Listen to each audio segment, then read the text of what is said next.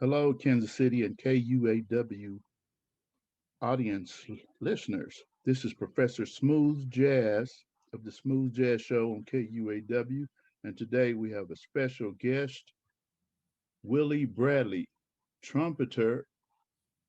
What I got off the internet, it said with heart and soul. So, what's that mean, heart and soul, Mr. Willie Bradley? Thank you for joining us today. I mean, that just means I put a lot of my heart and my soul in everything I do. I Oh, leave it that's all on the table. okay. Well, I love your music. You're a native of Orangeburg, South Carolina. Yes, I grew up in Orangeburg, South Carolina. I was actually born in Sumter, South Carolina, but early, my parents got married we moved, we moved to Orangeburg, South Carolina, and I grew up there. I grew up in Orangeburg and went to the elementary, junior high, middle school, high, and college in South Carolina. So, and Hmm. right there in Orangeburg, went to South Carolina State University. So that's where all of my music and everything started, right there in Orangeburg. Okay. So, how did you start? When did you start in music? Did you just automatically go to smooth jazz? And who was the influence Well, in your? actually, man, when we were growing up, in my house, my dad had every album you can name lined up in the living room. Um, we were introduced to music as we were kids. So I was listening to Frankie Beverly and Mays, Earth, Wind and Fire, Brooke Benton, Lena Horne, Chet Baker, Miles Davis, Dizzy Gillespie, Herb Alpert, Tijuana Brass, Lawrence Welk, Mhm. um, Elvis Presley. My daddy, everything we were exposed to every genre of music growing up, and that's how I got exposed to music, and that's how I developed a love for the brass, and I was really liking the trumpet players like Miles Davis. I was really intrigued by Mhm. them, and though we listened to Grover Washington and everything, so Tom Brown, everything we listened to, so Mhm. that's how I was influenced into for music. Mhm. And then it was a time for when I got into middle school. It was time to go to school and pick out the instrument. I really wanted to play the drums, but by the time I got to the school to pick the instruments out, all the drums had gone. But the band director, my first band director was Mr. J.B. Hunt, and he said, Willie, he said, all the drums are gone, but I need some more trumpet players. You want to play the trumpet? And I was like, yeah. It didn't matter what instrument I think I would have played. I just wanted to be in the band, and I've been playing the trumpet ever since. Okay. And how? So when did you start uh, actually getting interested in smooth jazz? Okay, it had been it had been a long time coming prior to me getting into. I had a long music career prior to even thinking about smooth jazz, Hmm. and I was playing smooth jazz, not even knowing that that's what I was playing for years. Oh, okay. When I started, my first album I think I purchased and I had in the house, it was like my dad had Grover Washington. I remember when Mr. Magic came out, and then I remember Tom Brown had an album that just come out, Funkin' from Yeah. Jamaica. Yeah. And Hmm. those are the first two albums I went. I think I purchased myself with my own money, and I was playing Mr. Magic. I was putting the album on the stereo, and picking the needle up and putting it back and playing the notes note for note the Grover was playing, and then until I learned the whole record. So little did I know that that was smooth jazz, but I was just playing Hmm. Tom Brown's, The Closer I Get to You, and I Hmm. was, I was doing that stuff, playing by ear when I was young, when I was in like middle school and high school. Yeah. So And and that was back in 1977 through mhm, 1980. yeah. Yeah. So I had been playing it all that time, just didn't know that that's what I was doing. But Yeah. my music career extended far, beyond that. Um, and then it's a long story in between. Basically, it's a lot of space in between back then and where I'm at right now. So Hmm. it'll take a little while for me to bring you up to date. Hmm. You know, uh, if I can go back to my college days and I can just kind of bring you up when I got into college, Actually, I had to go back to high school. When I got to high school, I had my senior year. We had a new band director by the name of Mr. Dwight McMillan. He was a black saxophone player for this famous R&B group that toured called the Exotics out of Orangeburg, South Carolina. And he played the saxophone, and that was the first year we had a black band director in our high school, and he really influenced us because he could play his saxophone. And that was the first year we had a jazz band at Orangeburg Wilkinson High School. And I mean, that turned us, that just opened our eyes to a whole new avenue of what the possibilities were moving forward in our music. So it was time to audition to go to South Carolina State College, and we had to have an audition. And he prepared us for the auditions for the scholarships, and he had me prepared for the marching band scholarship and for the jazz ensemble because he taught us how to improvise for when we were in high school. So I got a full music scholarship at South Carolina State University in the music department, playing on the marching 101 and the jazz ensemble as a freshman. Okay. That was unheard of back then. And during my tenure at South Carolina State University, I was exposed to the artists that came to the school, like Dizzy Gillespie, Frank Foster, Max Roach, Betty Carter, Nat Adderley, Clark Terry. So Mm-hmm. all those guys came to our school, and the jazz ensemble played their music doing lyceums and concerts for the public. And I got to be Dizzy Gillespie's guide for the day, picked him up from the airport, and took him around, and that was like the highlight of my whole career. And after meeting Dizzy Gillespie and having the opportunity to perform on stage at South Carolina State University at that particular year, man, I knew right then what I wanted to do for the rest of my life. Okay. Now, in 2014, that was your debut contemporary jazz CD release. Okay, that wasn't my first CD. Yeah. Okay, we can take a step back a little bit. Yeah. Um, uh, okay, so I want to really bring you up to date so you can see the whole picture. Mm-hmm. So when I left South Carolina State, I didn't quite finish college right then. I left college because I was having some issues with some personal issues, and I had to leave school for a while. So that particular summer, I got an opportunity to tour and study with Dizzy Gillespie, and I didn't finish college. So I really wanted that opportunity, and I didn't want to lose that opportunity. And that opportunity took me out of school for about 5 years. It led me down to Miami when I was playing with a corporate band called Ooh La La, and down in Florida, I kind of got introduced to the drugs and alcohol, and that kind of took me for a turn for a while. But then I came back to South Carolina State 5 years later, and I finished in 1990. Mm-hmm. And then I was still playing. And then, during the course of the years, I developed, the drug and alcohol habit that, Mm-hmm.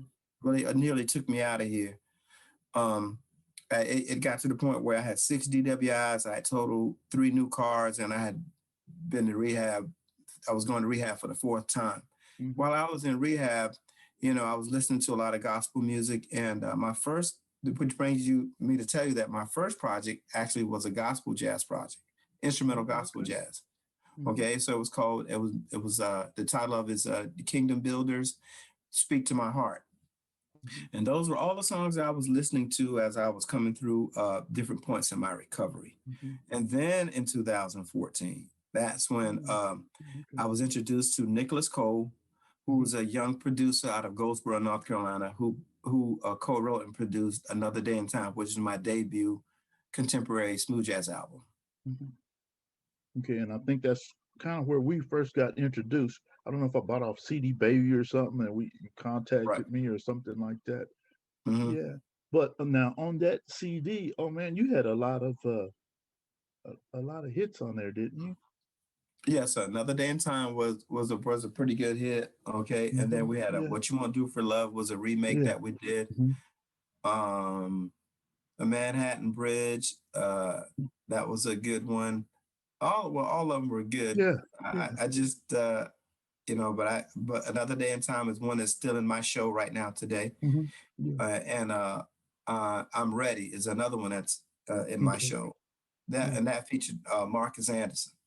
Oh yes, the saxophonist. Yeah. Now, we remember how we discussed about. I was looking at on your website how these different internet radio stations and heard that someone had said, "Ooh, trying to make it on Spotify, or what's the other one? Watercolors and things like Okay. that." So, yeah, tell us about the difficulty that just for independent artists like yourself, because sometimes the independent artist, and also I received some emails said, "Man, we like that you do play independent. You play independent artists, because we do know all the big names like Rick Brown and Greg Adams, and just what Right. Herb Alpert, trumpet players. You got." Okay. So from my experience, okay, I have a manager who's my first cousin, and he was one. I had to teach him how to be my manager. But to really bring it home as an independent artist, starting out, I couldn't afford to pay no manager. I couldn't afford to pay a publicist, Mm-hmm. I wasn't well known enough. I did have two booking agents, but I wasn't well known enough in the industry, or the genre for anybody to say, "Hey, let's pick Willie Bradley." I was just fresh off the press, and I kind of had to pay my dues. Okay, I got a radio promoter with Goroff Music Marketing, Jason and Cliff Goroff. Yeah. They have been the only radio promoter that I've used, and I released like 10 singles to radio since 2014. And in the beginning, you know, uh, when independent artists are starting out, our budgets are small. That means we're not going to be able to have all the good production on the music necessary to make, like for our music to get on Spotify, Pandora, uh, all of the music outlets. And then, and not alone, Sirius XM is probably one of the top paying and the top platforms in our genre to have your music on, and that's even harder. Mm-hmm. Okay, so it took me to release four singles to radio before they even my music got selected for Sirius XM. And it wasn't until my second album and my second release off of that album, which was Going with the Flow, that got picked up for Sirius XM Watercolors back in 2017. Mm-hmm. And but the benefit of your music being played and picked up by Sirius XM is they pay real good royalties uh, for artists, whether you're independent or not. If you get your music on Sirius XM, you're going to get a pretty good return on your investment Mm-hmm. as from the radio promotion. And So it you, is hard, and a lot of artists don't realize that. It's not going to happen. You're not going to get instant success in this business, but you got to look at every opportunity you get to put your music on the radio as an investment in yourself, instead of looking at, oh man, that's too much money. And a lot of artists fail to reach a plateau where they can get to be known in the music industry or to break through in the music industry because they don't take the time to look at it as being an investment in itself, or they give up before the miracle happens.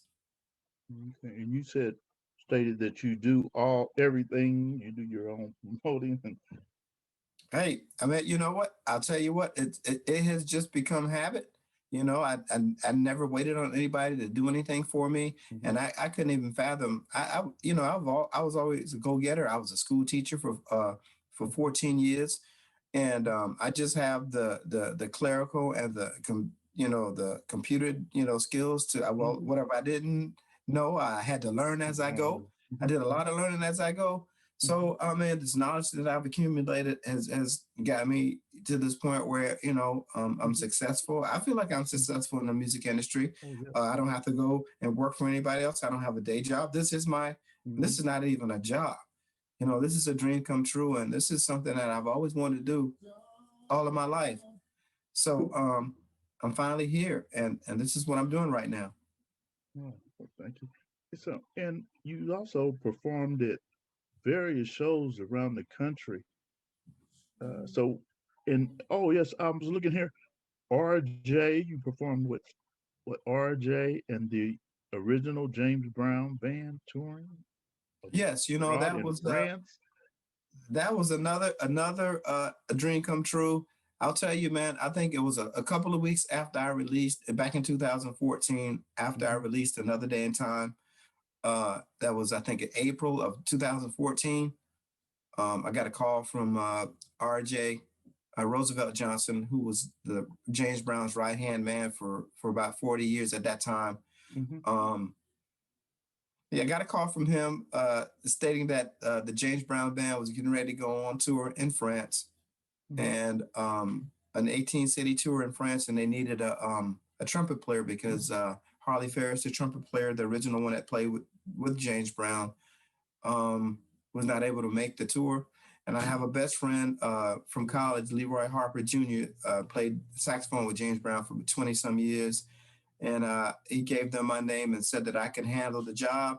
And because they didn't have time to audition a trumpet player to take the tour, Mm-hmm. you know, and so they called me and I get this call and it's RJ and he didn't tell me who he was with or nothing. He wanted to know if I had a passport. And I was like, yes, sir. And he said, have you ever been to France? I said, no, I haven't. He said, well, do you want to go to France? I said, yes, sir. And he said, well, let me call you back on Wednesday. And I had to wait a whole week for this guy to call me back. Mm-hmm. Okay. So I'm sitting, and so then I waited a whole week. The next Wednesday, he called me back. He said, Mr. Bradley, he said, I need you to send me your passport and I need you to send me 2 extra passport pictures. And he says, I need it for your visa to go to France. We're going to do an 18 city tour in France with the James Brown band. And I need your mailing address so I can send you James Brown's music so you can learn it and before the tour. And man, a couple of weeks later, man, my plane ticket came in the mail for France, man. And that's when I was like, oh my God, it's really happening. And it was James Brown had already passed away, but the original band was still together. And I was the only person in the band on the tour that had never played with James Brown. And that was a dream come true. And, sometimes you got to be careful what you pray for and ask for. I always Mm-hmm. wanted to be Definitely. on tour with a band like that. And the Lord gave me my opportunity. Mm-hmm. And so we all meet up at the airport, and I'm with the James Brown band. I see all the members coming one by one, and I could Mm-hmm. recognize them because I'd already done my homework looking at who's who in the James Brown band. Mm-hmm. And I was like, who is this cat? And they're Mm-hmm. looking at me, and I'm the newbie, and it's like, and I was nervous, and then I'll tell you, man, when we got in our first rehearsal, when we traveled, we got to France, we flew into Paris, and we took a long tour bus ride to our first gig, and we had no rehearsal. We put the set together in 30 minutes. So Mm-hmm. I'm on stage and I knew most of it. I didn't know what songs we were gonna play, but I was pretty well versed in all of the music.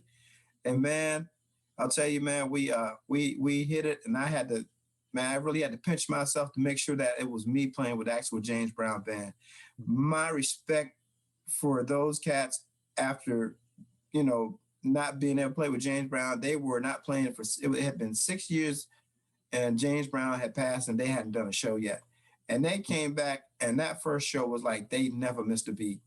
And I'll tell you, when they announced the band with Mr. Danny Ray that just recently passed away, the Cape man for James Brown and the Oh announcer, yeah, yeah, yeah. that first night in Paris, man, when they hit the timid brrrr, and then they came out with the introducing the band. The guy had to nudge me because I was in shock. I forgot my notes.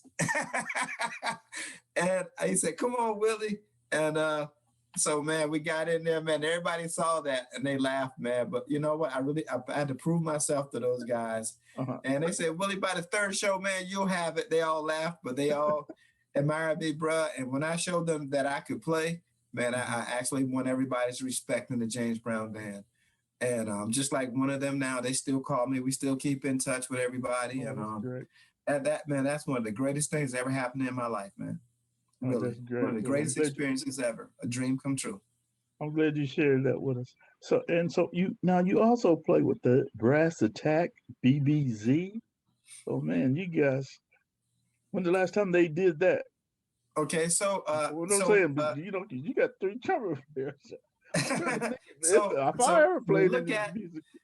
So in the genre, I'm pretty sure you see a sax to the max, and then you said the sax pack, and then Yeah, Johnny yeah. Britt, gave me a phone call and he said, Uh-huh. Willie, man, what do you think about putting a trumpet trio together? And we thought about a couple other trumpet players like Lynn Roundtree, Hmm. maybe Ryan Montano, Yeah. and then Rob Zinn, and then Hmm. he was asking me who else you think we could get. So I was just throwing a few names around, Hmm. and and I was telling Johnny, I was like, man, in the genre, one thing you want to be careful of is that we want to be able to appeal to every ethnic group. And I was like, Oh well, yeah. you and I are both African American. Maybe we need to get somebody of Yeah. another descent. And Hmm. so, and Rob's in. I'm pretty good friends with all the trumpet players. I know Lynn Roundtree. I know Ryan Hmm. Montano. I know Rick Hmm. Braun. I Yeah. know Greg Adams. I know a few other. We all know each other, so it's not Hmm. that many of us. So Hmm. we all good friends. And Hmm. so Lynn couldn't do it because Lynn was already a part of Generation X at the time, Yeah, and he yeah. didn't want to Hmm. have his plate full. So we decided to get Rob Zinn, Hmm. and so we did a remake of a Tijuana Taxi. That was a Hmm. Herb Alpert song, and we haven't actually done one show yet, but we're scheduled to play on the San Diego Smooth Jazz Festival, Hmm. hopefully in July. We're waiting on the confirmation that we will be doing that this July. But we just recently released our second single, and it was called Brassitude, Hmm. and it was produced by Jeff Kennedy and Hmm. Johnny Britt put together the horn arrangements for the song, and we just it just we did pretty good on radio, and we're looking forward to actually getting together and playing the first show together. The pandemic kind of put us out. Last year we Yeah. were supposed to be Yeah. at San Diego Smooth Jazz Festival in July, but that didn't happen. Like I said, because of the pandemic. But we're looking forward to doing that this July. We're waiting on confirmation now to see if we're going to be able to do that. We're excited about that, and we'll be looking at being the first trumpet trio to be on some festivals. Hmm. Now, so did you were you in a venue with In Vogue, the group In Vogue? I was looking on your website, and Okay. Okay. I think right before the pandemic, last year, Zeta Phi Beta Sorority Incorporated mm-hmm, had their centennial. I think they were 100 years old, and they had a mm-hmm, celebration, and In Vogue was on the show. And mm-hmm. they hired me to do the jazz set. I opened for Oh, In okay. Vogue, and then Mm-hmm, they came on and did their show. So I mm-hmm, got an opportunity to. That was a nice, some very nice exposure, and mm-hmm. um, and I got a chance to meet the women of In Vogue, and they're very Yeah. professional, and they thought that I was very professional as well. So that opened up another door to meet some vintage performers in R&B and in the music industry. It was great. That was a great experience as well. Mm-hmm. So now this one of your selections, Going with the Flow. Now that's were you considered for a Grammy for Best New Contemporary Jazz? Yes, that CD was produced by Mr. Preston Glass from Los Angeles. He wrote and produced 7 tracks on there. Greg Manning produced 2 tracks, and Mr. George Freeman, he was my Mm-hmm, music director in Fayetteville, North Carolina. George co-wrote and produced "Going with the Flow." I wrote it, and he co-wrote it, and mm-hmm, that was the first song. Actually, got picked up mm-hmm. by Watercolors, and the Okay. song was submitted to the Grammy Selection Committee, and it was on the Grammy ballot for Best New Contemporary Jazz Instrumental back in 2018. Okay.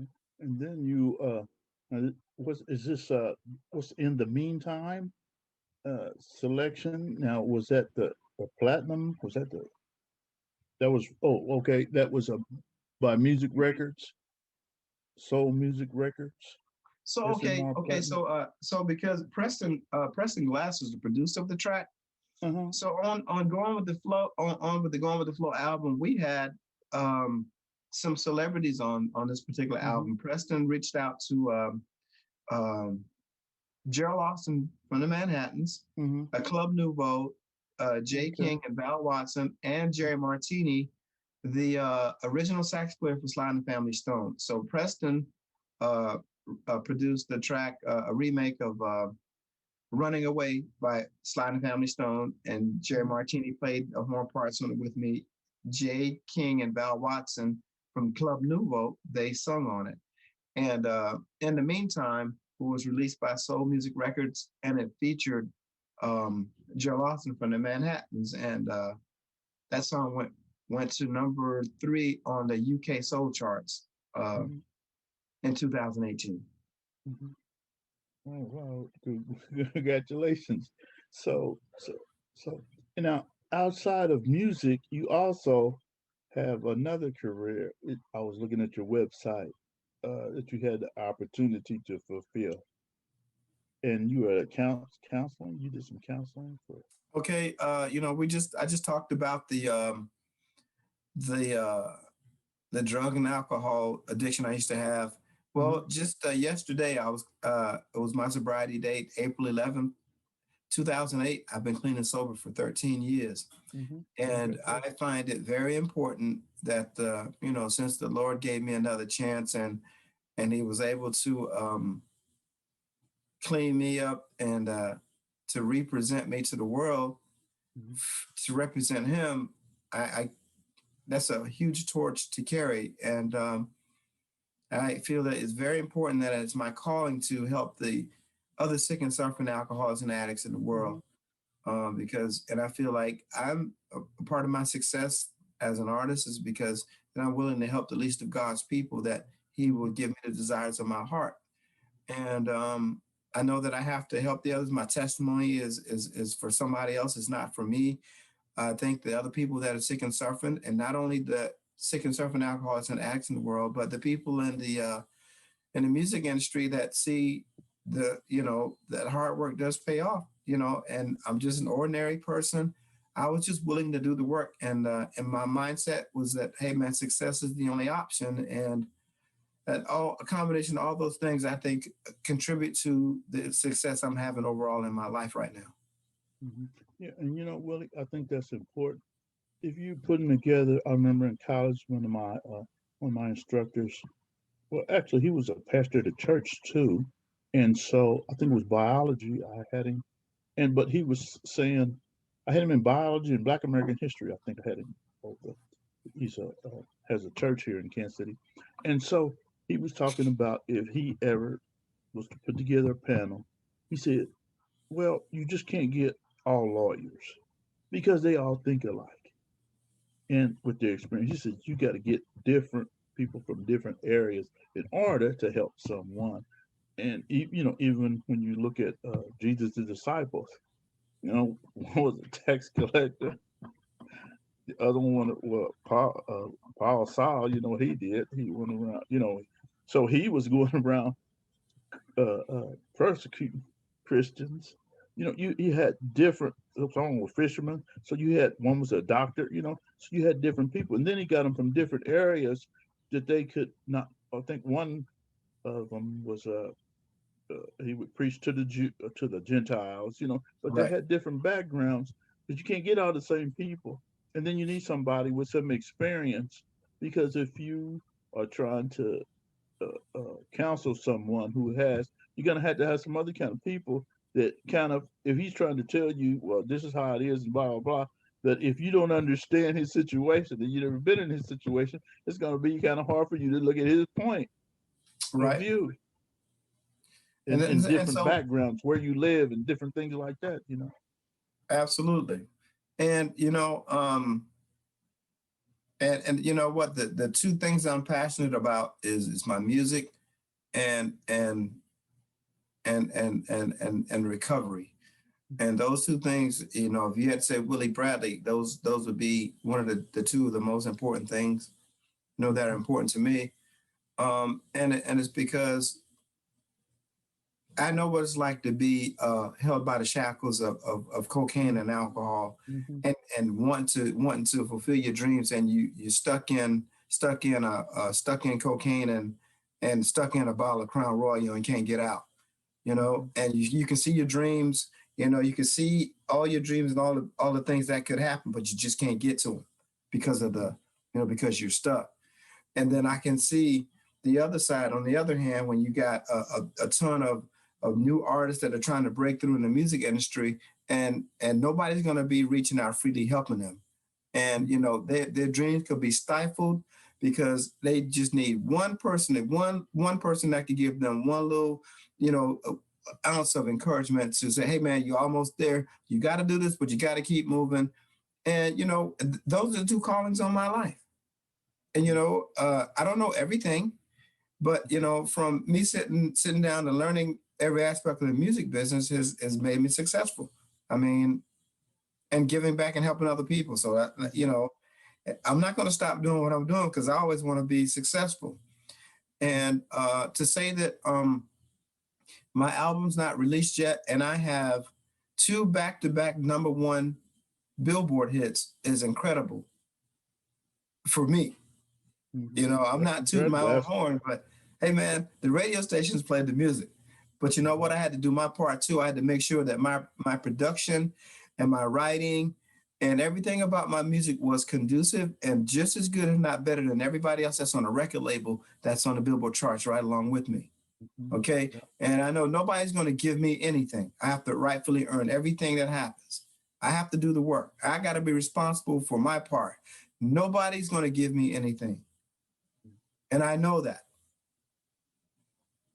Yeah, just like you, the selection you had, bring your A game. You got to bring your A game. Yes, But that's right. but you're now you're telling me this, but one reason why I remembered to say I got to interview Willie because I interviewed Ashley Kiko. She says pronounced Okay. Kiko, and another artist that I only did like 13 and 14, and your name came up twice about you came out and helped them about getting from the promotion and stuff like that. So I You, remembered that. I said, man, I can't remember who else it was, but somebody else was telling me. I only did like 13 and 14, and two people told me Willie Bradley instructed me. you I don't know if it know, was like I said, Brittany, or but some people brought your name up, and that's why I okay, said, Brittany man, I said, Atterbury. yeah, that's who it was, yeah. So when I You know, heard like that, I I was, said, you know, we have these are all people that are new to the genre yeah, and they want to get their music in the right places to get the maximum exposure, but they don't know that a lot of them didn't know how to do it, you mm, know, or if they had to take the time I took to learn it, it was going to take them a long oh time yeah, to figure it out. And that's why I say I'm an artist consultant. I don't know everything, but I do know a lot. And you know, and I'm willing to help the next person to make it to the next level. And with the resources that I do have, and the resources came doing picking up the phone, calling people, find out who does what. And a lot of people these days, you know, some of the younger people want instant success, and it doesn't work like that. yeah, yeah, You know, even when you do a radio promotion, you know, you know, a lot of people want instant success on Billboard, instant success and getting picked up by Sirius XM, but it doesn't work that way. You have to pay your dues just like everybody else. You know, the only thing I think I could help do is help the new independent artists not make as many mistakes as if you know they're trying to do it on their own. And that's my job is try as a consultant to try to make it as easy as possible for the person, the next independent artist that's trying to be successful in the music industry because it's brutal out here. You know, you got people out here that'll take your money and tell you they can do this, and before you know it, you they got your money's gone and you're broke, and then you become broken because you can't you can't you have trust issues. You have trust issues with people trying to help you. Then yeah. Just like a situation, Anita Baker. That's a situation that's. I remember with Prince how he did his, you know. But Willie, thank you for taking the opportunity, and we're gonna have to get you on again because I mean you just have so much information, and right. I appreciate you having me yeah, today. yeah. All right, well, thank you, and you have a nice day. And you educated me. You know, now I can't play any instruments, but I know I spin the music. I see what's going on. You know, I can kind of see what's going on, Right. and see what's being, other stations spin, or who's getting the publicity and things like that. Who's getting shows, things like that. Hmm. So, And you know what? I appreciate, you have me on the show today. And, I have not advertised, on no kind of website or no business card that I'm an artist consultant. But man, people are calling me every day for my help. And I just want to thank you for the platform for me even to be able to say that. And you know, I just know that it's a calling on me and I have to do it because the Lord wants to know what kind of steward am I going to be with the information that He's blessed me with?